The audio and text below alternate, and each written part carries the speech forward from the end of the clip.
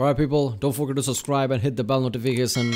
That way you'll know when I upload the next video and you'll be supporting my channel. Follow me on Twitter. Every time I upload a new video, I'll be tweeting.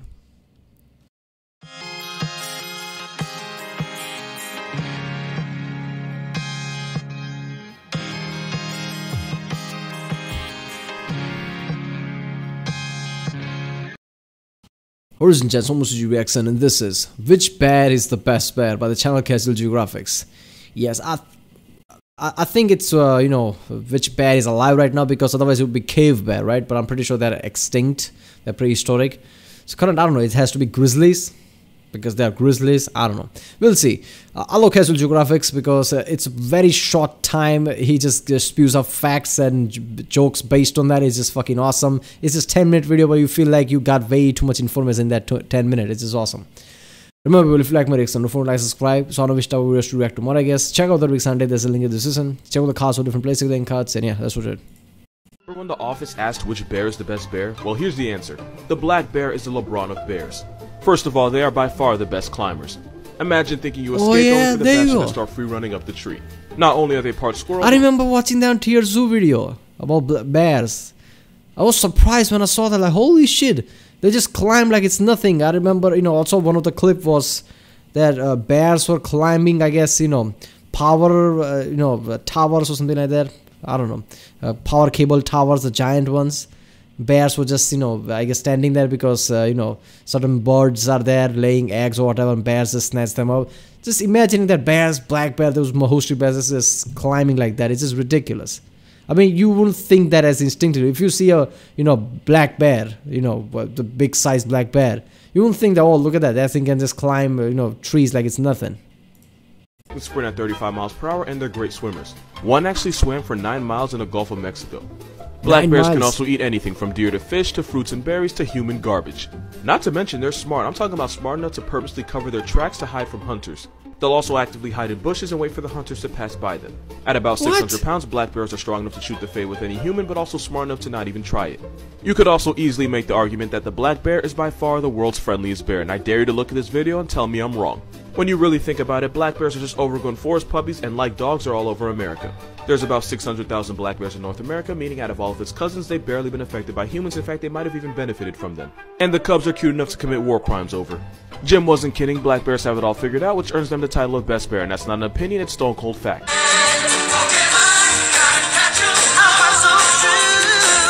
Glaucus atlanticus, basically a small sea slug called a nudibranch. It's a gastropod, which makes it related to snails, and a mollusk, which makes it related to cuttlefish, squid, and clams. Those bright colors are actually counter-shading camouflage, meaning it blends in whether you're above it or below it. Blue side blends in with the blue of the ocean if you're looking at it from above, and its silver and gray underside blends in with the sunlight reflecting on the ocean surface if you're below it. This anime fighter jet has no real defense of its own, but it eats the Portuguese man of war and steals its venom through the power of appropriation. This sea slug stores the stolen stinging cells in its body, which is why they have a nasty surprise for anyone that tries to touch them. Like a true colonizer, the Glaucus has no bag of its own, so it has to steal one, and the result is a venomous sting that can cause 50 shades of agony. So why is this man holding one in his hands? Not a rhetorical question, I'm as confused as you are. Because the Glaucus atlanticus concentrates its venom, it's actually more painful and more dangerous than the man of war. The Glaucus is also hermaphrodite, meaning they can both pitch and catch, and to avoid getting stung by their mate, they have a penis that can be as long as their body to allow them to get it on from a respectful distance. The more you know. Someone on Instagram DM'd me and said I couldn't possibly ruin squirrels, and they swore on my hat. Nobody swears on my hat. Red squirrels are vicious baby-killing cannibals that'll wipe out entire nurseries, sometimes eat them, and then find a now childless mother to try to recreate the family they just erased. Russian squirrels have been known to travel in gangs and attack much larger animals. A mob of Russian squirrels actually mauled a dog, tearing it to pieces. So yeah, hyenas are better than squirrels. Well, unless you don't know the details, don't watch channels like Geographic and Tier Zoo, you'll be like, what the fuck? Hyenas are better than squirrels because hyenas protect their children like it's nothing. Squirrels basically fuck them up. And by the time anybody stepped in, they scattered, each carrying a piece of the dog's flesh. Yes, they eat nuts, but in some cases they'll raid birds' nests and eat whatever chicks they can find. Because female squirrels will mate with as many males as possible, sometimes the males will go into a frenzy, which can lead to AOC. Acts of Cosby. Sometimes they'll gang her, with each male getting a turn. Fun fact, if you follow a squirrel around for a day, you'll either witness it become or create a victim. Also, squirrels are responsible for more obituaries than you think. They can unintentionally kill entire families because 20% of fires in the US are caused by these acorn jockeys chewing on electrical wires. Squirrels cause millions of dollars in damage a year just by being themselves. They're a bushy-tailed baby-faced antichrist that somehow escaped persecution thanks to pretty privilege. Somebody said I couldn't ruin ferrets, so I'm gonna make it your problem. Yeah, I know there is a thing, right? I have a super bike now, so you know, and before that I even worry about with cars. The rodents basically has this tendency to eat wires, basically, right? It's a big fucking issue everywhere, I guess. It was, you know, I remember my friend going to UK, and even there it's a, you know, big rodent, right, with big tail. There is issue about that there too, that people protect their cars because rodents eat their electronics and things. Never happened to me, but I'm always scared of that. I'm scared with my bike. Before that I was scared about my cars. But yeah, I mean, it can become a health hazard because if you just take your car and just basically go on the road, you wouldn't realize it until very later on. I guess nowadays with the advanced cars, you know, it's really hard to do because I'm pretty sure sensors will, you know, flare up like there's an issue with the wiring, stop or something. But yeah, it's risk. This is what a hairless ferret looks like as a result of adrenal disease. Here's another naked ferret, but this time it looks like something that might just get me banned. Ferrets often fall into dead sleep, and since they can knock out for 18 hours, sometimes they get buried alive by owners that don't know any better because they really do look dead. If a female ferret doesn't get laid, she can straight up die because when she goes into heat, her body produces estrogen, which causes the bone marrow to stop producing red blood cells. So either she gets clapped by a male or by anemia. The other option isn't great either. Ferrets have a violent mating ritual that involves the male biting her neck and dragging her across the cage like she owes him money, to the point where the female might start screaming. This domestic violence actually stimulates ovulation, so the entire ferret community needs abuse to survive, which means the female's only options are to get ferret breezied or to die from not mating. The world record for longest time with a ferret in your pants is 5 hours 30 minutes. Its Latin name is Mustela puterius, which means stinky weasel thief. Makes sense because ferrets will steal. A guy basically walked in with that fact and everybody's like, oh good, then everybody just paused like, why do you know that? What the fuck? Why did you know that? The most random objects, hide them, and then become weirdly attached to them. They'll go to war over a gym sock. If I can't somehow make you like opossums by the end of this video, you have permission to unfollow me. When the babies get too big for the mother's pouch, they'll start riding along on her back as she looks for food. They don't play dead, they have severe anxiety, and the intense fear makes them pass out and produce a smell like a corpse. Because of its naturally low body temperature, it's rare for them to get rabies because viruses can't survive long in their bodies. And despite what society thinks, they're actually really clean and spend a lot of time grooming themselves like cats. Possums and opossums are actually two different animals. Opossums are found in North America and possums are in Australia, New Zealand, etc. They're not rats, they're actually marsupials, which makes them related to koalas, wallabies, and quokkas, and they're the only ones that are American. If it wasn't for them, you would probably have Lyme disease because they can eat 5,000 ticks in one season, so next time you see one, say thank you. They're also immune to snake venom, which is why they'll shoot fades with rattlesnakes and vipers and win. They're clean and intelligent, which makes them surprisingly good pets, and they'll show affection to their owners by licking their skin and rubbing their heads against them. And before you think that's gross, your dog would eat his own poop and lick your entire face without even taking a breath mint, so chill out. This is what it looks like when an opossum is on your side, and I defy. Seriously, I mean, I'm not a pet person. I don't have pets, basically. But every time I see, certain, people just a dog basically jumping on their bed and playing with that, and then I see same dog going outside and just walking, but basically anywhere. I'm like, what the fuck? That dog probably pooped, put his feet in that poop, and just jumped in your fucking bed. What the fuck?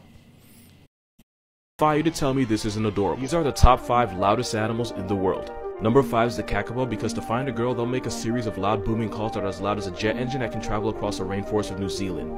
They're neighbors from hell because they'll make it boom for 8 hours a day for 6 months straight.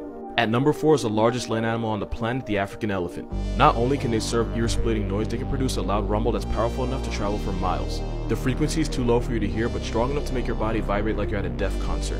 At number 3 is the howler monkey, because its call is so loud that you can hear it for 3 miles away in the dense jungle, and if you're near a family, your ears are going to be ringing for the rest of the day. Scientists believe that the loudest monkeys are actually the ones with the smallest equipment, so not only do they overcompensate, I guess humans aren't that different after all. At runner-up is the pistol shrimp, because colonies are so loud and disruptive that they can actually mess with submarine sonar, and they can disorient any fish that are nearby. And number 1 is oh yeah, I remember that from Tier Zoo video. This thing basically has this kind of sonic attack that does that. This is just awesome, this thing right here. Mess with submarine sonar, and they can disorient any fish that are nearby. And number 1 is a sperm whale, because they might be the only animal that can turn you into a headline without even touching you. They can reach 230 decibels, where only 160 can burst your eardrums. They're so loud they can cause your lungs to explode or cause an embolism in your heart. In my opinion, these are the top 3 most dangerous things Steve Irwin ever. 230 decibels, that's extremely high, holy shit. I mean, 160 is basically will kill you, but you know, you have to deafen you at least. 230, damn. Coming in. I mean, knowing how deep sperm whales go, and knowing how, you know, rough their conditions are, basically all the pressure, and their body is basically tuned to that. It's not that wondrous that, you know, they can produce that loud of a sound, being in that kind of extreme environment. And number 3 is whatever the hell this was. Now, for any normal person, this is a death wish, especially me, because I look for my fun while it's in my hand, so there's no doubt I would throw my baby at the crocodile and then go home and try to change the raw chicken's diaper until I realize my mistake. Even though the khaki god isn't capable of making mistakes, that's still a crocodile with a 3,700 pound bite force, but somehow it's still the second most dangerous thing in this video. At number 2 is when he got charged by a castle. Even the what the fuck is he doing with the baby? What the fuck, man? What is this? Force, but somehow it's still the second most dangerous thing. What the fuck? In this video. At number 2 is when he got charged by a cassowary. This dinosaur that time left behind is the world's most dangerous bird because they can inflict life-threatening injuries with one kick. And since this Jurassic feather bastard can leap 7 feet, they can easily slit your throat if they jump high enough. And considering that was a male cassowary, which are more aggressive and territorial, this was somehow even more dangerous. This is easily number 1 for one reason. Steve Irwin almost never carried any venom, even when facing a black mamba, a snake that allegedly has enough venom to drop an elephant and flatline a person in less than 45 minutes. Even though the black mamba's aggressiveness has been exaggerated, if they feel cornered, they will strike and strike hard. One bite could shut your entire system down, but Brass Ball Steve could not be bought. You don't want smoke with these animals, because here are the top 5 scariest predators on the planet. 5 is the Bengal tiger, because at 10 feet, almost 500 pounds, they're one of the most powerful big cats in the world. As ambush hunters, they will take your life before you even realize it, and they can become man-eaters if they develop a taste for humans. 4 is the polar bear, because not only are they the largest predators on the planet, they can smell out their next victim from 6 miles away, and they'll stalk them for days. If you see a polar bear, it's already too late.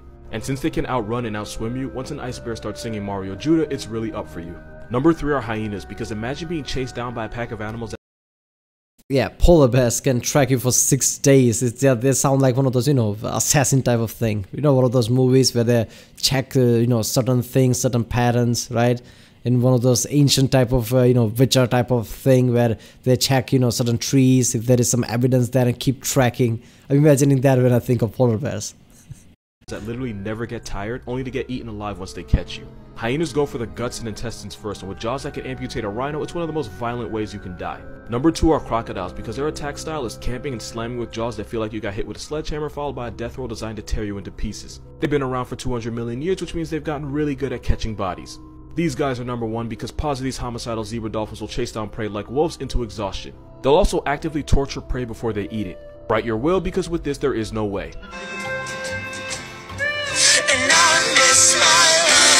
A lot of people tagged me in that and wanted me to explain, so meet the cutest serial killer you've ever seen, the stoat. This stoat is a muscular, which makes it related to wolverines, honey badgers, and otters, and believe me, they inherit all the psychopath energy. This tiny Bundy goes in some of the most unethical kill streaks you've ever seen, clapping rabbits, birds, and anything else they can overpower. Because they're really small, they hunt by chasing rabbits relentlessly until the rabbit gives up. Even though the stoat is 10 times smaller, it's able to wrestle the rabbit to the ground and then end it with a devastating bite to the back of the neck. Sometimes the stoat will hypnotize the rabbit by performing a dance known as the Weasel War Dance. The dance puts them in a trance, which makes it easier for the stoat. This nuke with a tail was brought to New Zealand to keep the rabbit. Damn, the evolution is really a effed up thing, right? They would know a dance to trance the rabbits. This is ridiculous. Population under control. Instead, they nearly ratioed the entire bird population to extinction. And their name actually changes based on the color and season it is. Like this one right here is a stoat, but when it switches to its all-white winter coat, it's known as an ermine. As cute as they are, they're bloodthirsty carnivores that chase animals 10 times their size into exhaustion and then murk them upon arrival. The more you know. There's an Australian animal that has the power to save other animals' lives without even knowing it. This is a southern hairy-nosed wombat, and they're one of the most important animals in Australia because by accidentally digging underground pools of water, they actually bail out other animals during droughts. They don't do this on purpose, of course. They dig burrows because that's what wombats do, but they actually save hundreds of animals every year just by being themselves. It's not the only way either. Wombat burrows are often used by doesn't matter if they do that deliberately or not. The results matter. Animals like the rock wallaby, little penguin, and bettong to hide in during raging bushfires. Because they're such a furry godsend, they're classified as keystone species because in non-scientific terms, the whole hood depends on them. And fun fact, there's an animal in Africa that does the exact same thing. Because aardvarks spend their entire lives burrowing, their abandoned homes are also used by animals to hide in during fires. He doesn't know it, but this little dirt pig actually creates homes for animals like honey badgers, jackals, and mongoose, and African wild dogs and hyenas even use them as a nursery for their babies. No one pig rabbit should have that much power. Animal group names that make me smile. On the inside. A group of armadillos is called a roll. A group of sharks is known as a shiver. A group of bees is known as a bike.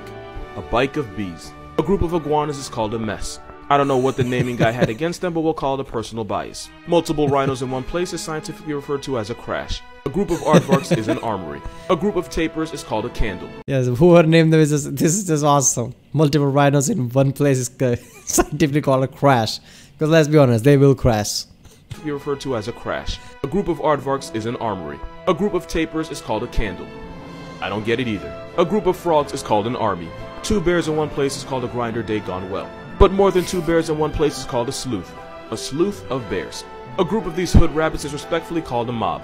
Makes sense because this picture gives me Godfather. This kangaroo tracks you down to either make you an offer you can't refuse or to have a moment of your time to talk about the Lord and Savior. Or he just wants to send you to him. A group of koalas is called a cling. Actually, can somebody confirm this? Because I really want this to be true. A group of elephants is called a memory. Nah, there's no way that's real. I just want it too bad. And last, and apparently least, an embarrassment of pandas. Yeah. Seriously, the title is which bear is the best bear, but that's only part of the video. I guess the first portion of that, after that is just random facts. Alright, seriously, he needs to come up with better, I guess, title naming, I guess. I don't know. Because he clearly talks about multiple animals here. I guess, what is the theme of all this? So far, I don't even know. I guess the facts that you like, I don't know. Yeah, which bear is the best bear would attract more views, right? So I guess it is about right. I don't know. I'm drugged up right now. I can't think of a good name, but yeah. Alright, well, that was which bear is the best bear. Apparently black bear, because holy shit, that is so true. I didn't know how good a black bear was until I watched this video. They can climb, right? They're smart enough. They fucking duck inside certain foliage to make sure the hunters go away. This is literally like Looney Tunes. This is Looney Tunes come alive, black bears. They just hide inside, you know, some kind of a background music plays. When hunter goes away, they just sneak past.